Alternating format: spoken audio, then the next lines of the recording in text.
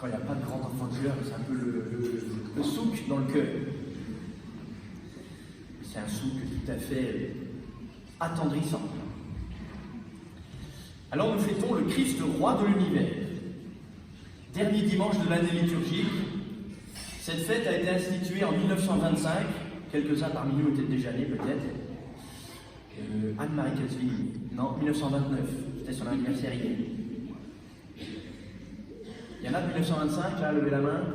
Ils n'ont plus de force pour le voir. C'était le pape Pie XI qui a sans doute pensé à la France en particulier en instituant cette fête du Christ roi de l'univers, puisque en France, en 1905, il y a des lois de séparation de l'Église et de l'État qui, à l'époque, ne se passent pas vraiment paisiblement. C'est la laïcité française qui veut bouter de l'horizon social l'Église, en interdisant l'accès aux écoles et en retirant le plus possible le ministère des soins, ce que l'Église avait mis en place depuis des siècles. Et néanmoins, il y a quelque chose de juste qui se vit dans la distinction des ordres spirituels et temporels. Et bref, ça n'est pas si paisible que ça, c'est le poids de l'histoire. Et donc ça met du temps à se mettre en place, au point que c'est seulement en 1921 ou 24, je ne sais plus exactement, que les diocèses se constituent en association diocésaine reconnue par l'État français. Et donc la séparation de l'Église et de l'État est consommée au milieu des années 20. Et le pape Pie XI instaure cette solennité du Christ, roi de l'univers, justement pour appeler les chrétiens à être des artisans du règne social du Christ. Donc au moment où la loi établit qu'on ne veut plus voir dans la société une influence institutionnelle de l'Église, eh bien le pape appelle les chrétiens, néanmoins ne disparaissez pas, mais faites tout pour être chrétiens complètement, c'est-à-dire qui rayonnent, qui font régner l'Évangile. 40 ans plus tard, 1965, c'est le Concile Vatican II, ce concile qui a réuni tous les milliers d'évêques du monde entier autour du pape Jean XXIII, puis Paul VI, et qui déplace la date de la fête du Christ roi, qui avait lieu au mois d'octobre, et qui la déplace à ce dernier dimanche de l'année liturgique, comme pour couronner, ça tombe bien, ce Christ roi, couronner l'année liturgique qui, la semaine prochaine, va recommencer pour un nouveau cycle liturgique avec l'Avent qui nous prépare à Noël et qui nous met donc dans les pas du Christ, dimanche après dimanche. Et le dernier dimanche, qui clôture l'année, vient nous faire célébrer le Christ roi. Comme pour nous montrer une dimension essentielle, une perspective importante de la participation à la messe le dimanche, de la participation active à la prière de toute l'Église, qu'il nous faut accueillir le Christ comme celui qui est le souverain de notre âme, celui qui nous guide, comme la première lecture l'évoque d'une manière très explicite, le Christ est roi comme pasteur, celui qui va nous guider sur le bon chemin. Et puis aussi, le Christ roi de l'univers, dernier dimanche de l'année liturgique, pour nous montrer que, effectivement, comme le pape Pie XI l'avait initié, cette fête est là pour nous rappeler notre devoir de faire rayonner l'Évangile dans la société. Alors, frères et sœurs, je voudrais que vous interrogiez. Comment est-ce que je fais dans la vie qui est la mienne, dans mes relations sociales, dans mes relations familiales, dans mes relations professionnelles, etc. Comment est-ce que je fais pour effectivement faire régner le Christ, faire resplendir l'Évangile? Et il ne s'agit pas d'être un prosélyte intempestif qui enquiquine le monde. Quand on est musulman un peu radical, on fait péter une bombe. Quand on est évangélique un peu radical, on fait du porte-à-porte. Quand on est témoin de Jéhovah, on fait le pied de grue à la gare, du RER, etc. Et quand on est catholique, comment est-ce pour faire régner le Christ. Et non pas d'une manière superficielle, non pas d'une manière prosélyte au mauvais sens du terme. Eh bien, on regarde le Christ. On le regarde régner déjà en soi. Comment le Christ règne dans mon âme. Et on renouvelle souvent son accueil du Christ. Alors je voudrais que nous cherchions à imiter Jésus et à l'imiter comme roi. Le Christ roi, vous l'avez entendu, c'est le Christ crucifié. Celui qui est sur un trône exceptionnel, unique au monde, une croix. Et son siège, ce sont les clous qui l'ont planté sur la croix. Son sceptre, c'est le roseau que les soldats romains lui ont donné pour se moquer de lui. Sa couronne, ce sont les épines qui ont déchiré son cuir chevelu.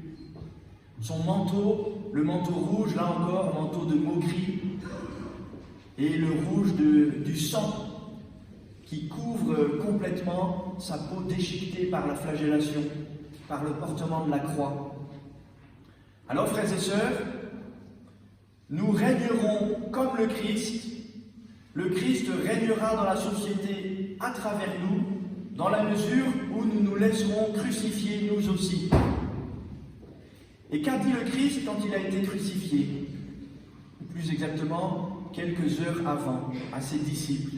Il disait « Ma vie, nul ne la prend, mais c'est moi qui la donne. » Nous sommes crucifiés, et ça peut être douloureux, et même ça peut nous coûter la vie, mais nous sommes crucifiés de manière authentiquement chrétienne lorsque nous donnons notre vie. Le Christ est roi en moi, je suis roi avec lui dans le monde lorsque je donne ma vie, comme le Christ, avec le Christ. Et je ne peux pas le faire sans lui.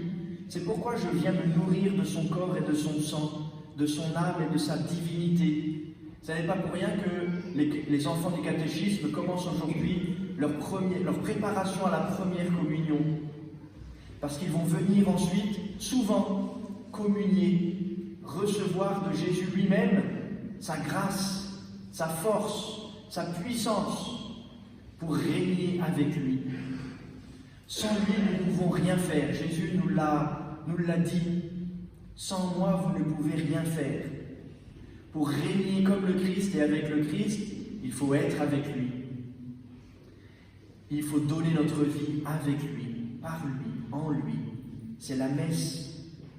Et la messe seulement, pourrions-nous dire, qui nous permet de régner avec le Christ. Le croyant non pratiquant prend le risque dangereux de n'être plus croyant finalement. Et le pratiquant trop habituel, trop superficiel, lui aussi manque d'accueillir vraiment le Christ comme roi de son cœur, de sa vie. Alors, frères et sœurs, simplement, demandons cette grâce d'être crucifiés nous aussi, comme Jésus, de donner notre vie et d'aller à Jésus recevoir la force nécessaire pour nous donner. Ensuite, nous pouvons imiter d'autres aspects du règne du Christ. J'en dirai deux autres. Le Christ, le bon larron nous le rappelle d'une manière très nette, lui, il n'a rien fait de mal. Lui, il n'a rien fait de mal. Le règne du Christ, c'est le règne de l'innocent par excellence. Celui qui n'est absolument pas concerné, celui qui n'est absolument pas responsable du mal qui se fait dans le monde.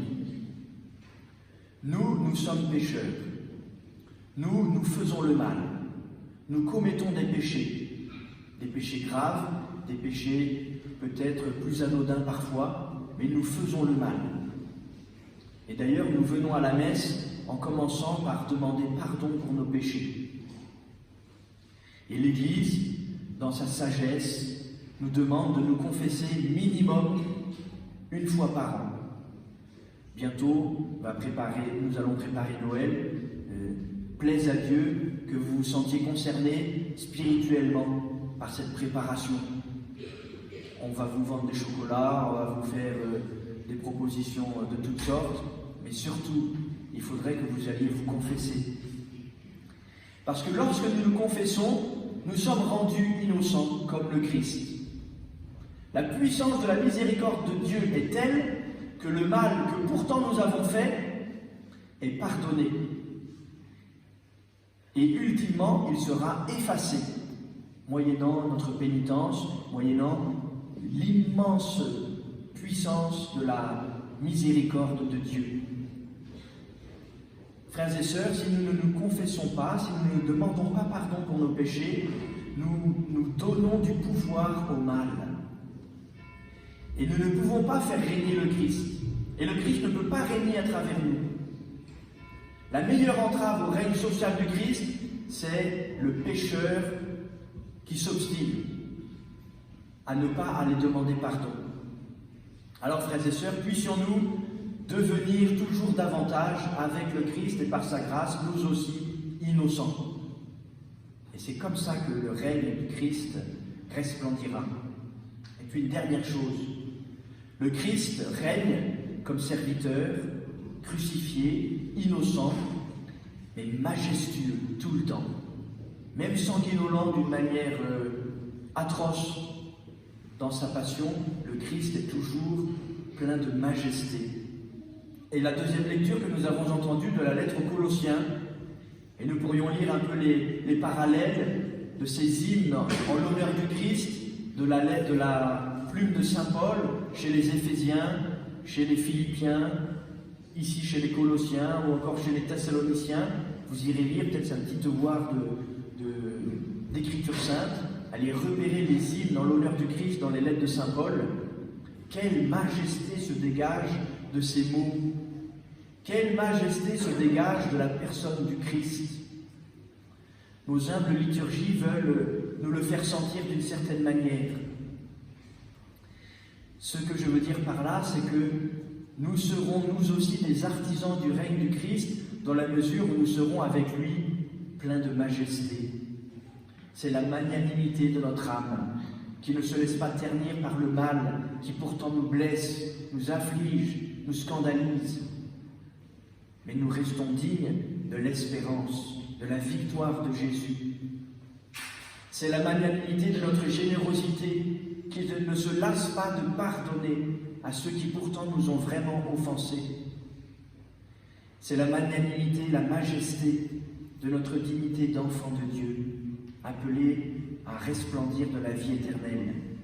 Alors, frères et sœurs, nous sommes comme le Christ, roi, dans la mesure où nous sommes des serviteurs, mais pas des serviteurs serviles, des serviteurs pleins de majesté. Eh bien voilà, Seigneur, nous nous présentons devant toi, avec les fiancés aujourd'hui, avec les enfants du catéchisme, avec chacune de nos personnes, tout ce que nous portons dans notre cœur. Nous voulons que tu sois le roi de nos âmes. Nous voulons avec toi régner dans le monde. Amen.